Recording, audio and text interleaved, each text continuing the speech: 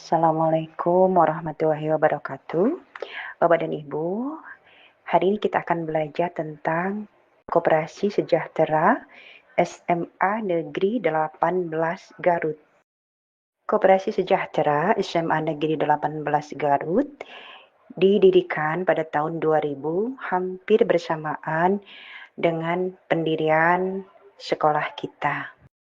Koperasi yang sudah berjalan hampir 25 tahun ini didirikan dengan tujuan untuk mensejahterakan semua anggota-anggotanya. Bapak dan Ibu, ada sekitar 15 laporan pertanggungjawaban yang harus dibuat oleh para pengurus di setiap RAT atau rapat anggota tahunan. Dari 15 laporan pertanggungjawaban itu, ada 2 laporan yang sangat istimewa. Laporan yang sangat istimewa itu, yang pertama adalah laporan SHU atau laporan sisa hasil usaha, biasa disebut juga dengan laporan laba rugi, dan yang kedua adalah neraca. Laporan SHU dan neraca sangat perlu untuk dipelajari, dipahami oleh semua anggota, apalagi oleh para pengurus, karena tanpa memahami 2 laporan ini, kita tidak akan bisa bekerja dengan baik. Kenapa? Karena di laporan-laporan itulah semua pekerjaan kita akan dituangkan. Laporan sisa hasil usaha atau laporan SHU merupakan laporan yang memperlihatkan berapa pendapatan kita selama setahun dan berapa biaya-biaya yang kita keluarkan selama setahun, sehingga di akhir tahun kita akan mengetahui berapakah laba atau SHU kita. Akan tetapi, bila di suatu tahun jumlah pendapatan kita lebih kecil dibanding jumlah beban-beban kita, maka kita akan memperoleh rugi di tahun tersebut. Bapak dan Ibu, di laporan SHU tahun 2023, kita bisa melihat bahwa pendapatan warung kita sebesar Rp128.622.000. Pendapatan sebesar ini diperoleh dari mana? Yaitu dari penerimaan yang sebesar Rp185.872.000 dikurangi dengan semua pengeluaran selama 1 tahun, yaitu dari 1 Januari sampai 31 Desember. Pengeluaran setahun adalah sebesar Rp57.250.000. Pengeluarannya terdiri atas bayar listrik, gaji pegawai, pembelian atribut, pembelian CCTV, pembuatan pintu, pemindahan listrik, dan pemberian THR karyawan. Barangkali ada yang bertanya, kenapa pembelian CCTV, pembuatan pintu itu dimasukkan ke pengeluaran? Di koperasi kita, Koperasi Sejahtera, di ADART-nya sudah ditetapkan bahwa simpanan pokok, simpanan wajib para anggota tidak diperbolehkan untuk membeli harta tetap ataupun untuk biaya-biaya yang lain. Jadi simpanan pokok dan wajib Bapak Ibu harus aman. Nanti akan saya terangkan seperti apa kita harus mengamankan simpanan pokok dan wajib. Ada nanti di video selanjutnya Bapak dan Ibu.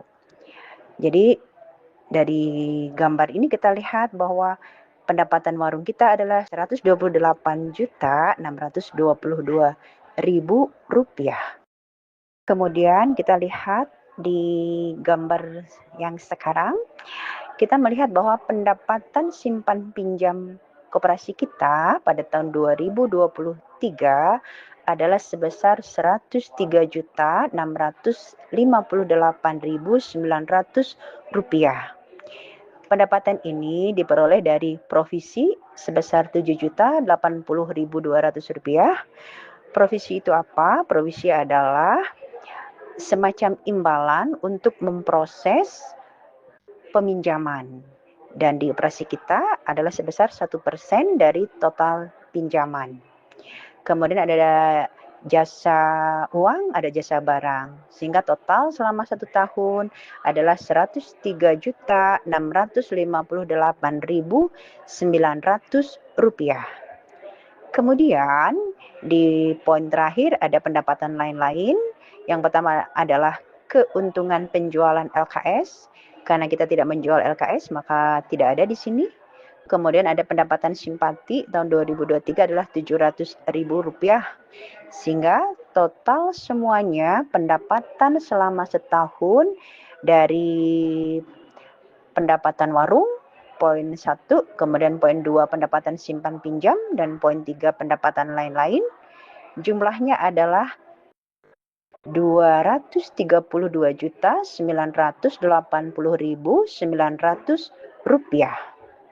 Kemudian dari jumlah ini ada zakat penghasilan koperasi 2,5% kali total itu, sehingga zakatnya adalah Rp5.824.523. Sehingga pendapatan bersih koperasi pada tahun buku 2023 adalah Rp227.156.378. Bapak dan Ibu, sekarang kita akan bahas tentang biaya di Koperasi Sejahtera selama 1 tahun. Ada 2 biaya, yang pertama adalah biaya operasional pengurus dan biaya non-operasional. Barangkali di koperasi-koperasi lain, biaya itu tidak ada ketetapannya. Jadi tidak ditetapkan berapa persentasenya. Kalau di kita, supaya koperasi aman dan nyaman, maka kita tetapkan biaya operasional pengurus tidak boleh lebih dari 7%. Jadi tetapkan 7% kali total pendapatan bersih. Kemudian untuk biaya non operasional juga sudah ditetapkan, yaitu 26% kali total pendapatan bersih. Sehingga bisa dilihat dari gambar bahwa angka 7% untuk biaya operasional pengurus adalah Rp15.900.000 yang digunakan oleh pengurus untuk transport, ATK, fotokopi, transport pembina dan BP, biaya persiapan RAT, transport penjaga. Seperti itu ya.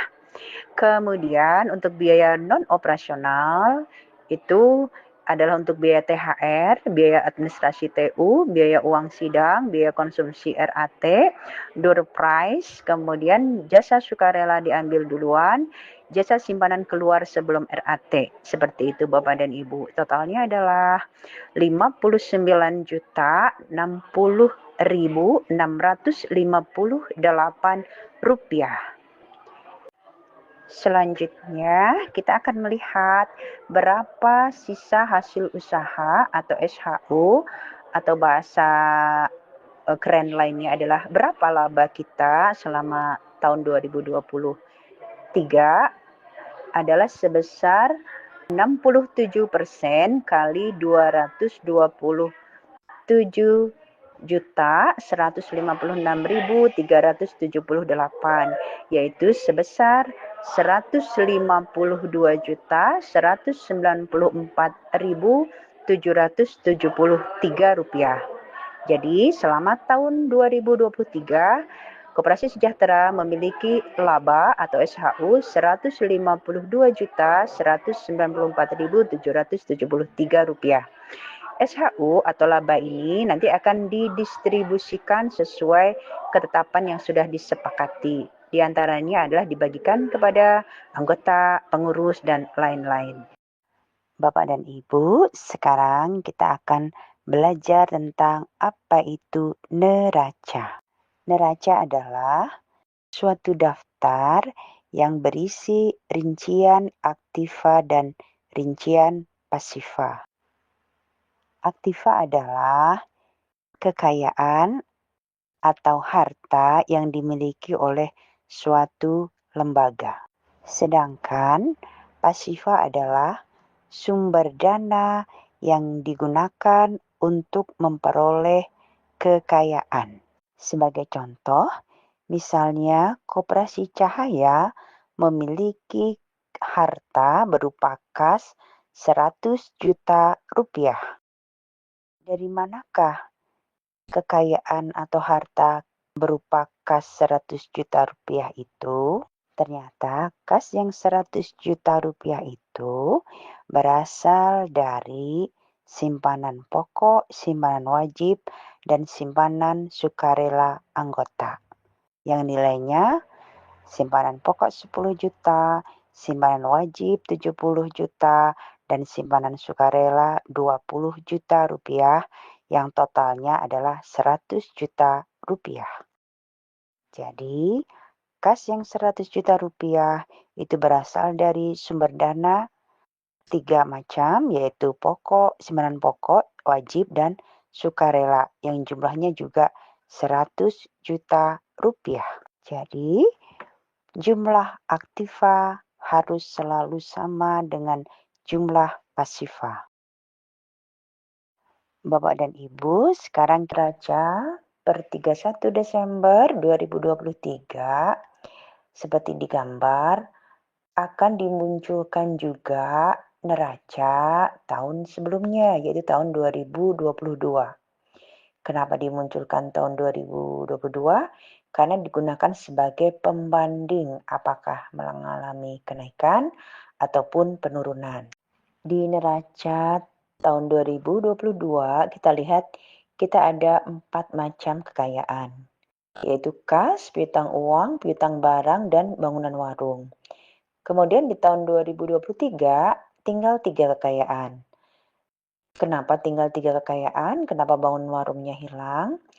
Karena bangunan warung, kemudian harta-harta yang lain seperti persediaan barang dan inventaris itu di Koperasi Sejahtera itu ditaruh sebagai kekayaan lain, ditaruh di bawah. Itu ya, ada kekayaan lain per 31 Desember 2023. Jadi sejak tahun 2013 di RAT waktu itu neraca kita Koperasi Sejahtera supaya aman keuangannya, supaya terhindar dari tindakan-tindakan kecurangan, maka harta-harta yang lain selain kas, piutang uang, dan piutang barang, maka kekayaan yang lain itu diletakkan di bawah, yaitu sebagai kekayaan lain. Nanti akan dijelaskan khusus kenapa harus di bawah. Intinya adalah untuk mencegah tindakan kecurangan, mempermainkan angka-angka di neraca sehingga terjadi kerugian besar yang menimbulkan kehancuran koperasi. Seperti itu ya. Nah, kita balik lagi kepada arti aktiva dan pasiva. Sekarang kita bahas aktiva, yaitu apa itu kas, piutang uang, piutang barang. Kas mungkin tidak perlu dijelaskan ya, kas itu bisa diartikan uang. Kas bisa ada yang di tangan, bisa juga ada yang di bank. Kemudian, apa itu piutang uang? Piutang uang adalah kekayaan koperasi yang tadinya berbentuk kas, kemudian dipinjam anggota, yang dipinjamnya pasti dalam bentuk uang, sehingga disebutnya piutang uang. Ada piutang, ada utang. Bedanya apa? Kalau piutang adalah kekayaan kita yang dipinjam orang lain. Dalam hal ini adalah dipinjam oleh anggota. Sedangkan utang adalah bila kita meminjam kepada orang lain. Misalnya utang bank.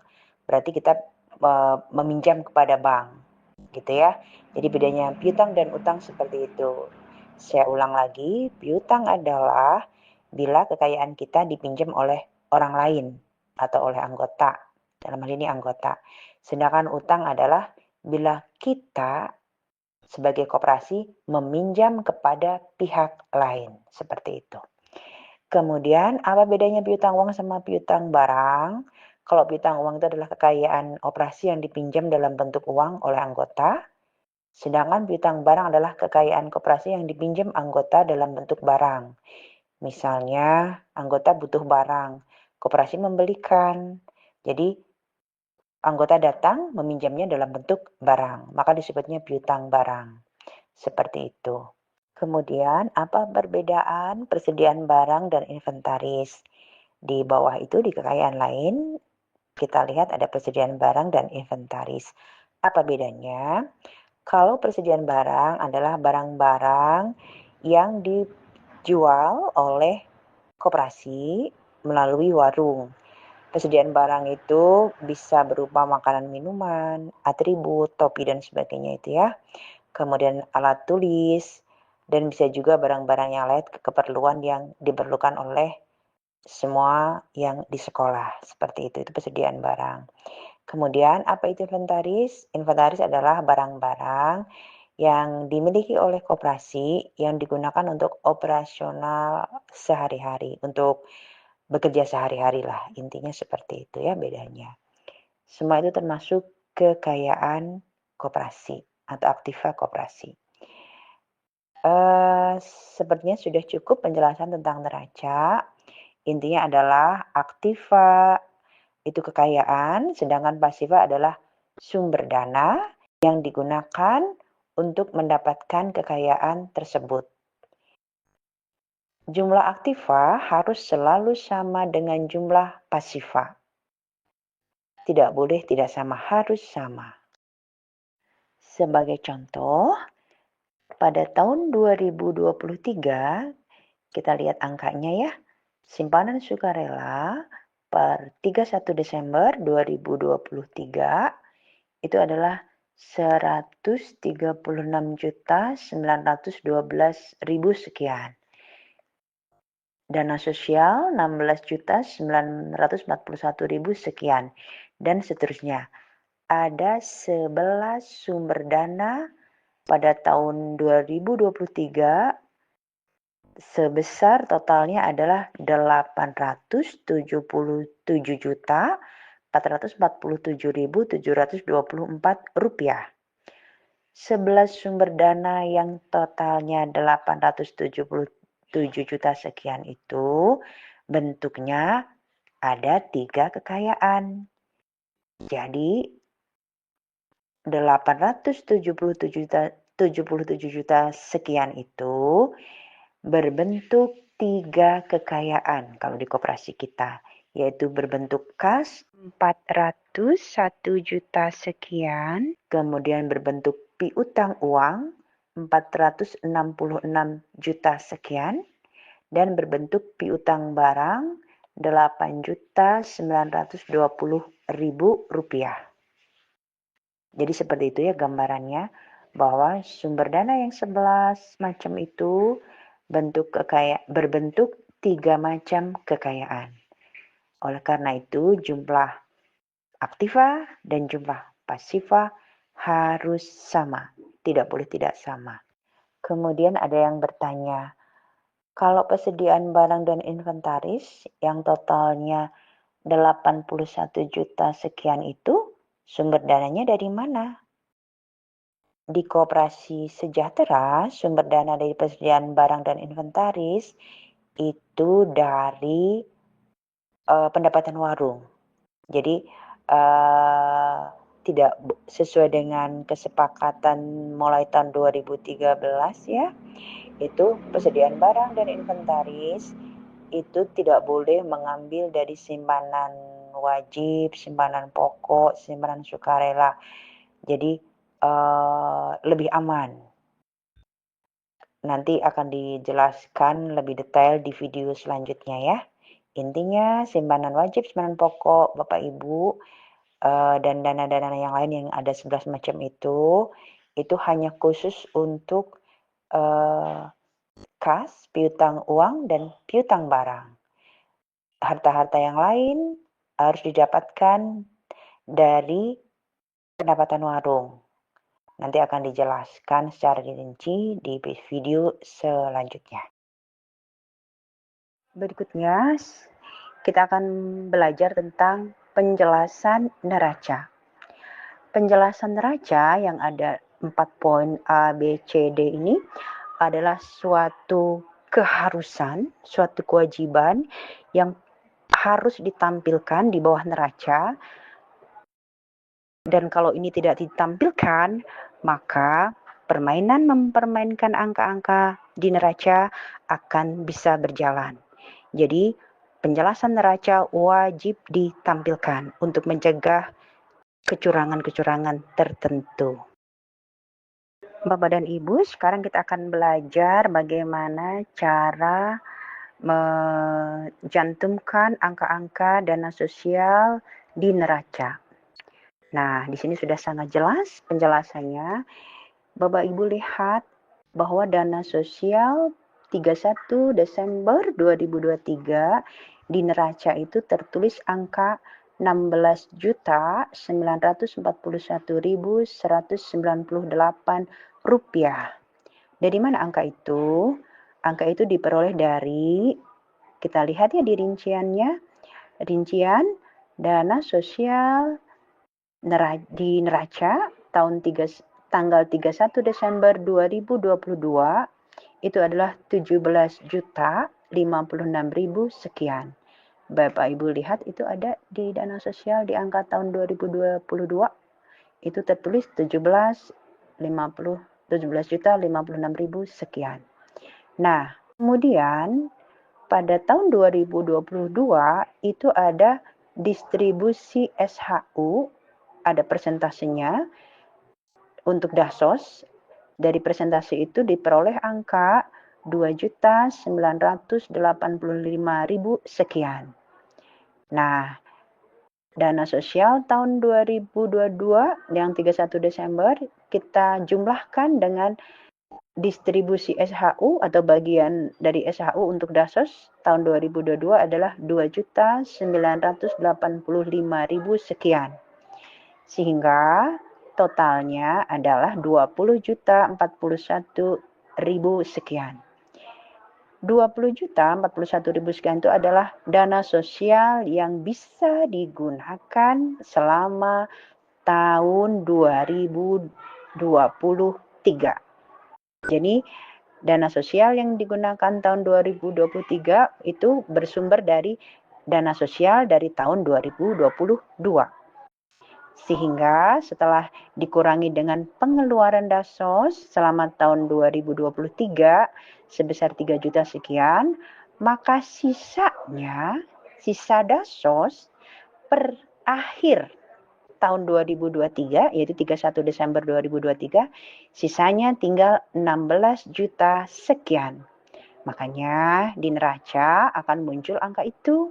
Itu adalah angka sisa Dasos di akhir Desember setelah dikurangi semua pengeluaran Dasos sehingga sisanya tinggal 16.900 sekian.